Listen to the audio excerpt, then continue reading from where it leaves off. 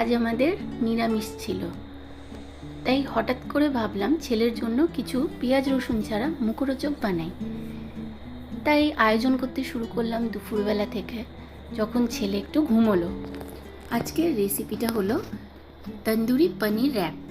তন্দুরি পনির rap করতে যে উপকরণগুলো লাগবে, প্রথমে পনিরটাকে ম্যারিনেট করে রাখতে হবে। ম্যারিনেশনটা আমি আগেই করে রেখেছিলাম।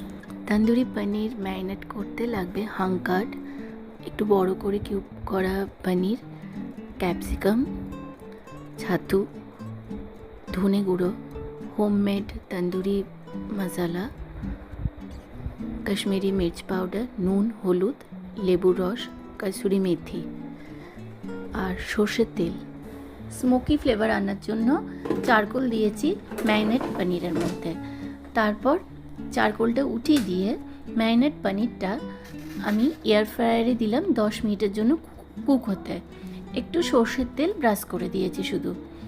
তারপর 10 মিনিট পর এই যে বের করলাম, দেখো এটা কেমন দেখতে হলো। পুরো তন্দুরি ফ্লেভার আসছে আর দেখতেও তন্দুরি পনিরের মতোই হয়েছে।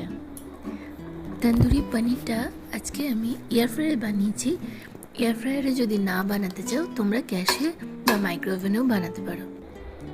এবার রোলটা বানানোর জন্য পরোটা বেলে নিয়ে পরোটা করেছি।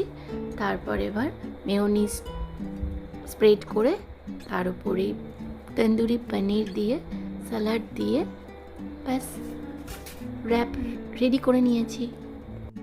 যাক, আজকের খাটনিটা সাকসেস হলো যখন আমার ছেলে তৃপ্তি করে তন্দুরি পনির র্যাপ খেলো। আচ্ছা, তোমরা বলো তো আমার এই প্রথম নিরামিষ রান্নার ব্লগটি তোমাদের কেমন লাগলো? যদি ভালো লাগে আমাকে কমেন্টে জানিও, আর সঙ্গে থেকো তোমরা। আর যদি কোনো ভুল ত্রুটি হয়ে থাকে তাহলে ক্ষমা করো। টাটা।